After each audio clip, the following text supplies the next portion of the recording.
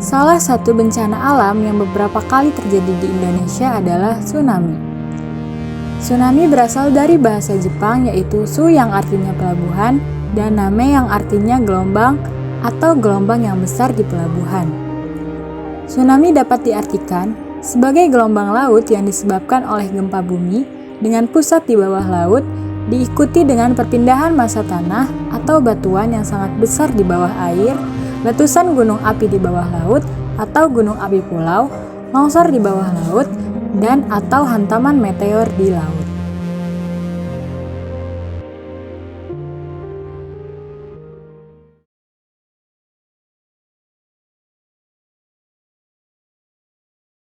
Assalamualaikum warahmatullahi wabarakatuh. Perkenalkan, nama saya Arif Rofi Azizi, kelas 11 MIPA 1 SMA Negeri 1 Anyar.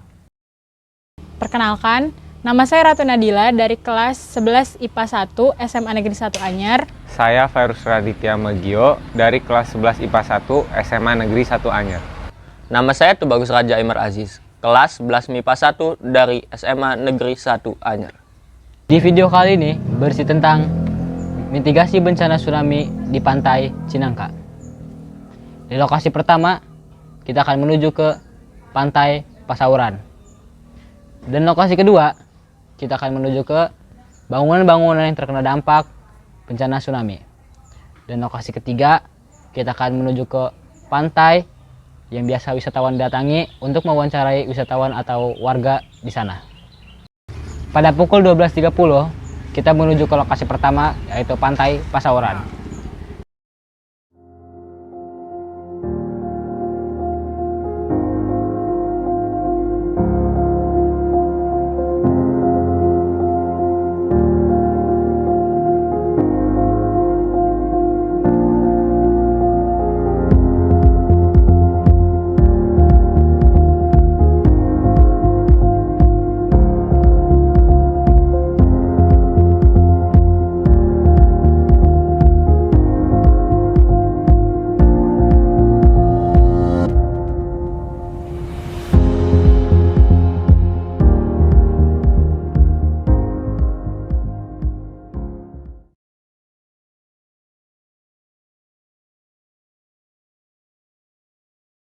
Tanda-tanda akan terjadinya tsunami umumnya di Indonesia didahului dengan gempa bumi besar dan susut laut.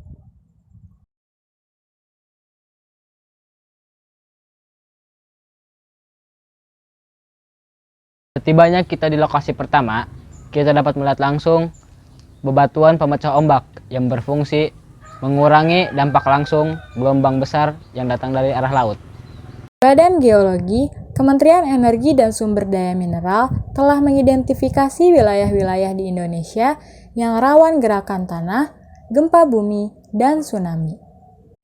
Banten termasuk ke dalam 19 wilayah Indonesia terindikasi rawan terhadap terjadi gelombang tsunami tersebut dengan lokasi di pantai barat Banten.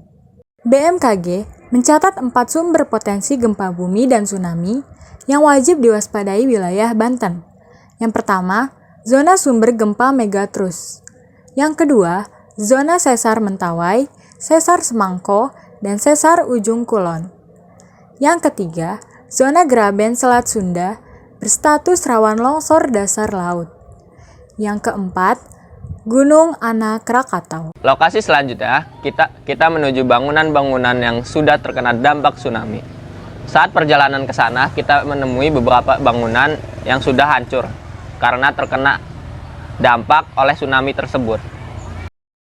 Saat di tengah perjalanan, kami menemukan beberapa bangunan yang sudah terbengkalai karena terkena dampak tsunami. Lalu kita berhenti sejenak untuk mengambil beberapa bagian video untuk dokumentasi kita. Upaya pengurangan resiko atau mitigasi bencana tsunami dapat dilakukan dengan pembangunan sistem peringatan dini tsunami, pembangunan tempat evakuasi, pembangunan tembok penahan tsunami pada garis pantai, meningkatkan pengetahuan masyarakat lokal yang bertempat tinggal di daerah pesisir pantai mengenai bencana tsunami dan cara penyelamatan diri, menyiapkan tas evakuasi untuk dibawa ketika bencana terjadi. Terdapat selang waktu terjadinya gempa bumi sebagai sumber tsunami dengan waktu tiba tsunami di pantai. Di Indonesia sendiri, tsunami dapat terjadi dengan waktu kurang dari 40 menit setelah gempa bumi. Gempa bumi di bawah laut penyebab tsunami memiliki magnitudo lebih dari 6,8 skala Richter dengan kedalaman kurang dari 70 km dan pola patahan sesar naik turun. Berikut ini beberapa wilayah Indonesia yang pernah dilanda tsunami. Lokasi kita selanjutnya yaitu Pantai Pasir Putih Cinangka. Di sana kami mewawancarai seorang wisatawan yang berasal dari daerah Bogor. Dan kami mendapatkan informasi sebagai berikut. Sebelumnya kita bertanya nama dulu ya Kak. Iya, Sebelumnya namanya siapa? nama saya Yunus Diputranto. Dari mana? Asal saya dari Bogor, Gunung Putri sih lebih tepatnya. Ininya udah biasa liburan ke pantai, udah sering apa gimana? Liburan ke pantai sih sebenarnya nggak sering-sering banget. Cuma kalau ada acara keluarga atau ada acara sama temen sih paling. Nggak sering sebulan atau berapa sih. Udah sering ke Anyer Kak? Kalau untuk ke pantai Anyer, Banten ya beberapa kali lah. Mungkin nggak seberapa kali sih. Mungkin bisa dihitung lah. Mungkin bisa 2 kali, 3 kali. Jadi mau nanya ini ya Kak. Pertama tuh tahu nggak Kakak tentang mitigasi bencana tsunami? Mitigasi, saya kurang paham sih lebih detailnya. Cuma yang saya tahu mungkin itu untuk antisipasi jika terjadi suatu bencana di saat berkegiatan di pantai. Terus apa yang harus dilakukan ketika terjadi gempa di laut pada saat sedang berlibur ke pantai? Jika terjadi gempa, mungkin yang perlu pengunjung ketahui yaitu mungkin yang pertama kita harus awareness atau tahu bahwa ada peringatan dari mungkin penjaga pantainya supaya jika ada terjadi sesuatu seperti gempa harusnya sudah ada info, jadi kita bisa persiapan untuk mungkin mengamankan diri ke tempat yang lebih aman sih. Lalu apa yang harus dilakukan ketika terjadi tsunami? Yang saya tahu sih jika terjadi tsunami yang pasti kita mencari tempat yang lebih tinggi ya dari bibir pantai sih yang itu untuk kita bisa lebih menjauh dari area pantai dan Mengikuti jalur evakuasi ya Pak? iya gitu. Terus apa yang harus dilakukan pasca bencana tsunami? Pasca terjadinya tsunami yang pasti kita mencari informasi terlebih dahulu ya dan juga kita juga harus mendengarkan informasi dari penjaga pantai dan juga pemerintah sekitar apa yang harus dilakukan dan harus bagaimana kita setelah terjadinya peristiwa tsunami. Ya cukup sekian, terima kasih banyak ya Kak. Iya, sama-sama. Selain mewawancarai wisatawan, kami juga mewawancarai seorang warga yang berprofesi sebagai pedagang di Pantai Pasir Putih Cinangka yang bernama Pak Wawan.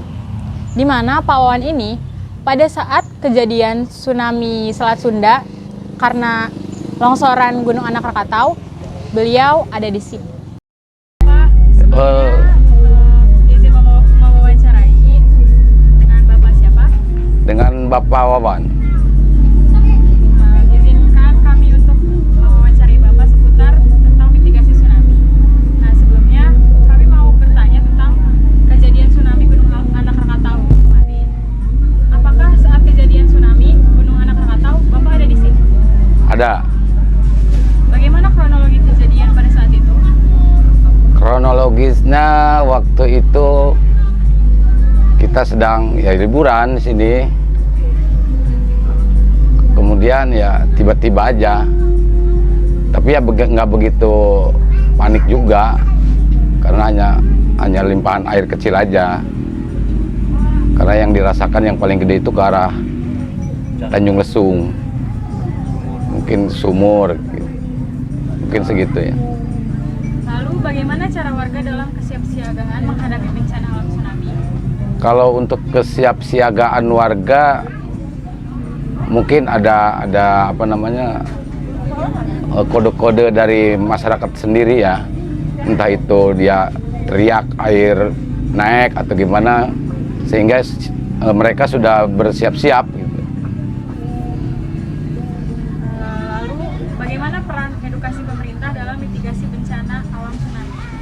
Untuk edukasi pemerintah sungguh tanggap sih sebetulnya. Jadi begitu kejadian mereka langsung turun mengecek volume kejadiannya sebesar apa, ya mungkin itu. Yang terakhir, apa yang akan terjadi bila kita mengabaikan kegiatan mitigasi bencana? Kalau kita mengabaikan mitigasi bencana, ya wallahu alam ya apa yang terjadi mungkin kembali ke diri kita masing-masing.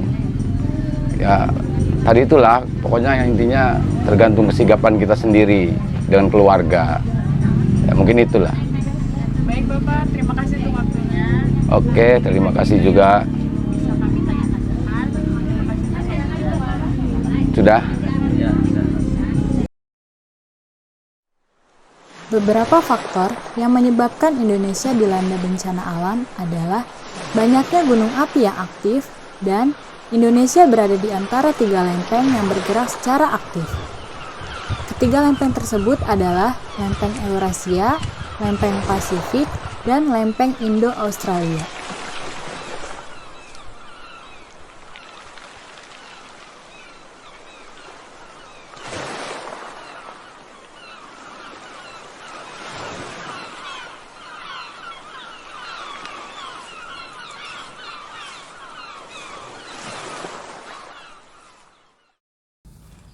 Setelah dari pantai, kita kembali mewawancarai salah satu warga yang tinggal di sekitar pantai Cinangka untuk mengetahui kronologi kejadian ketika bencana tsunami terjadi.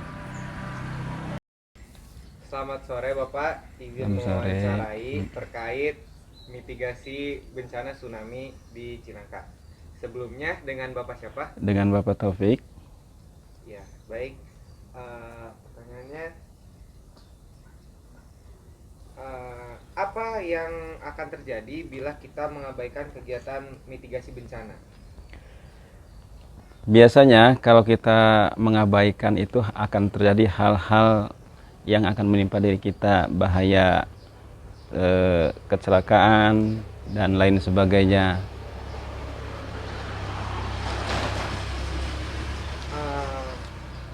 Bapak sendiri tahu nggak bagaimana cara mengurangi resiko bencana tsunami? Bencana tsunami memang tidak bisa dikurangi, tapi resikonya bisa kita kurangi dengan tetap menjaga keamanan, mengantisipasi akan terjadinya tsunami, dan mengamankan alat barang-barang yang berharga pada diri kita. Apa saja yang harus diamankan ketika terjadi tsunami? Nah, ini yang paling penting. Tentunya yang paling harus kita selamatkan adalah diri kita dulu. Setelah itu, barang-barang yang dianggap berharga, surat-surat berharga, dan lain sebagainya.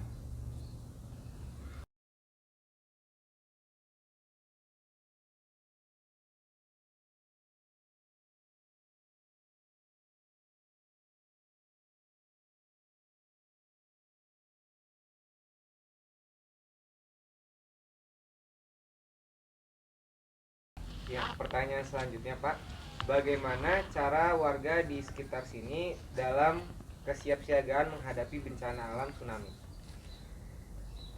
Diberitahukan terlebih dahulu ketika ada tsunami terjadi, kita akan diberitakan oleh petugas bahwa sekarang ada tsunami, dan biasanya itu semua diungsikan ke dataran yang lebih tinggi. Dan semua masyarakat di sekitar pantai itu harus meninggalkan tempat tinggalnya ketika ada informasi itu.